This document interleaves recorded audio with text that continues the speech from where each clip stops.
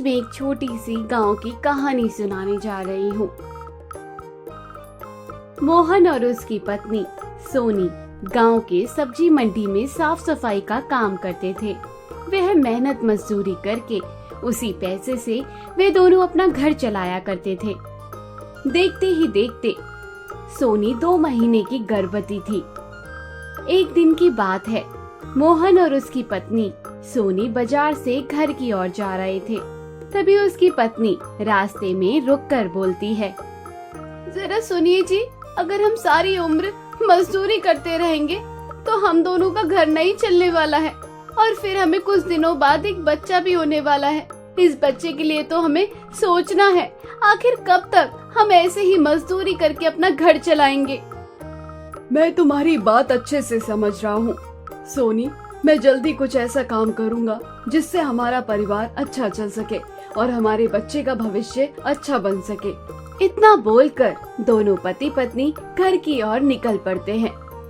चलते चलते सोनी तो पहले रोड क्रॉस कर लेती है, लेकिन मोहन जैसे ही वे रोड क्रॉस करता है तभी सामने से एक तेज रफ्तार में आती हुई कार मोहन का एक्सीडेंट कर देती है और उसी समय मोहन की मौत हो जाती है। सोनी रोते हुए कहती है, हे भगवान, ये क्या हो गया मेरे पति को। इस गरीब के घर में तो आग ही लग गई। इस गरीब की जिंदगी में एक यही सहारा था मेरा। अब मैं कैसे इस दुनिया में रहूंगी? मैं क्या ही करूंगी इस दुनिया में अकेली जीकर? इस आने वाले बच्चे को कैसे पालूंगी? खुद को संभालते हुए सोनी अपने पति का अंतिम संस्कार करती है और वे फिर से सब्जी मंडी में काम करने लगती है। मंडी में जो पैसे मिलते उससे वे अपना घर चलाया करती।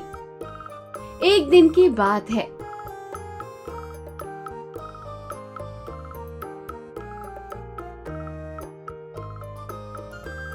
मंडी में प्याज की बोली लग रही थी। तभी दुकानदार, जिसका नाम रवि था, वह अपनी दुकान के सारे प्याजों की छटाई कर रहा था। तभी सोनी उस दुकानदार के पास जाती है और बोलती है, अरे रवि भैया, कैसे हैं आप? ये क्या कर रहे हैं?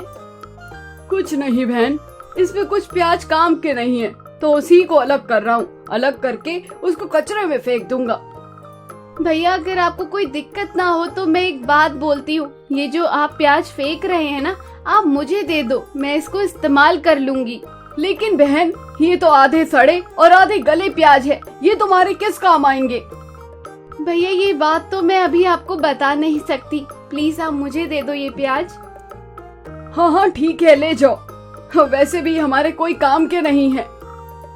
रवि के कहने पर सोनी सारे प्याजों को इकट्ठा करके अपनी झोली में डाल लेती है और अपने घर की ओर निकल जाती है। घर पर पहुंचकर सोनी प्याज को अलग अलग करती है। जो अच्छा प्याज होता है उसे अलग कर देती है, जो थोड़ा खराब प्याज होता है उसे अलग कर देती है।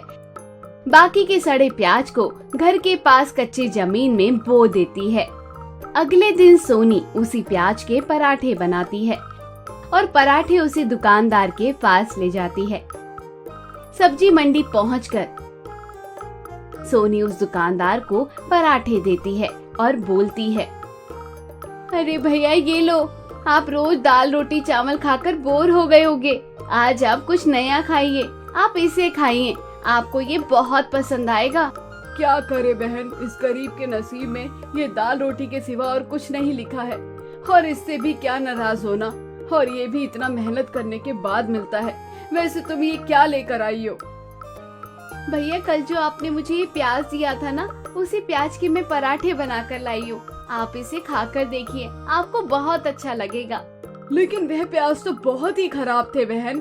अरे नहीं भैया, वे प्याज बहुत ही अच्छे थे। मैंने मेहनत करके उसमें से अच्छा हिस्सा निकाल लिया था और उसी से निकले हुए हिस्से को मैंने पराठे में डाल दिया। आप इसे खाकर तो देखो।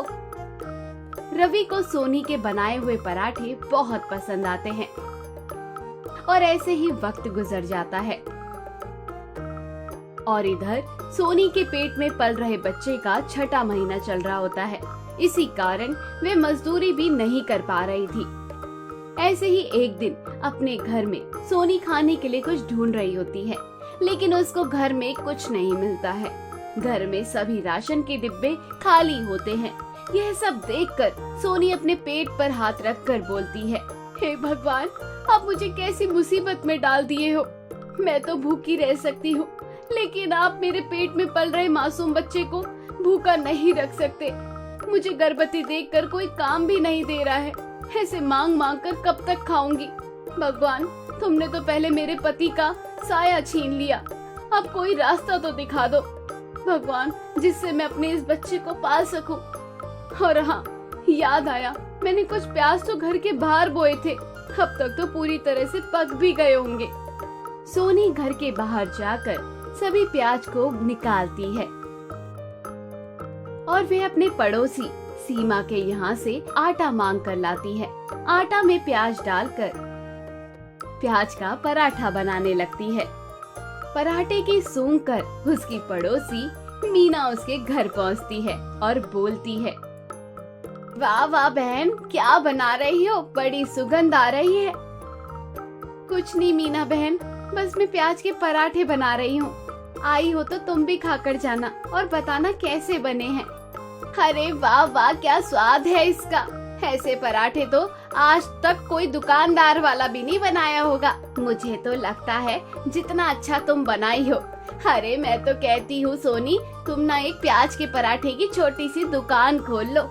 ऐसे भी तुम इस हालत में कोई काम तो कर नहीं सकती, और तुम इतना अच्छा पराठा जो बनाती हो, अपने इस हुनर को इस्तेमाल करो, जिससे कुछ पैसे कमा लोगी। बाकी मैं तुम्हारी थोड़ी मदद कर दिया करूँगी, आगे तुम्हारी मर्जी। मीना ये बात बोलकर अपने घर की ओर चली जाती है। मीना की बात सुनकर सोनी को बहुत अच्छा लगता है, जिसके बाद वह छोटी सी दुकान खोलने के बारे में सोचती है और वे अपनी मदद के लिए रवि के पास जाती है। रवि अपने किसी जानकार दोस्त से सोनी के लिए एक रेड़ी का जुगाड़ करवा देता है और शाम को रेड़ी ठेला लेकर रवि सोनी के घर पहुंचता है और बोलता है, ये लो बहन, इसको थोड़ी सी मरम्मत की जरूरत थी तो मैंने करवा दी। कुछ समय तक तुम इस पर काम चलाओ, जब हालात सुधरेंगे तो तुम नया ले लेना। धन्यवाद भैया, आपने इतना मेरे लिए किया। सच कहती हूँ, आज ये एहसान आपका जिंदगी भर नहीं भूल पाऊंगी। अब भगवान से यही उम्मीद है कि जिस राह में मैं निकली हूँ, उस राह में मुझे कामयाबी मिल जाए। रवि वहाँ से चला जाता है और इधर सोनी प्याज के पराठे बनाने की तैयारी करने लगती है। अगली सुबह सोनी बाजार पहुंचकर जोर जोर से आवाज लगाने लगती है। अपने पराठे खाने के लिए ग्राहकों को बुलाने लगती है।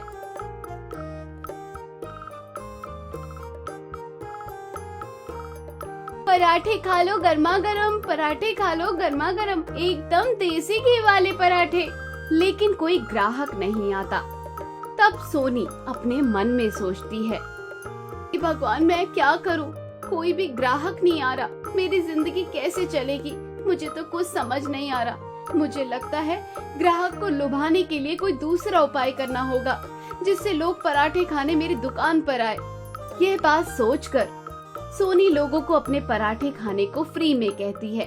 फ्री का नाम सुनकर सोनी की दुकान पर बहुत सारे ग्राहक आ जाते हैं और लोगों को सोनी के पराठे बहुत स्वादिष्ट लगते हैं।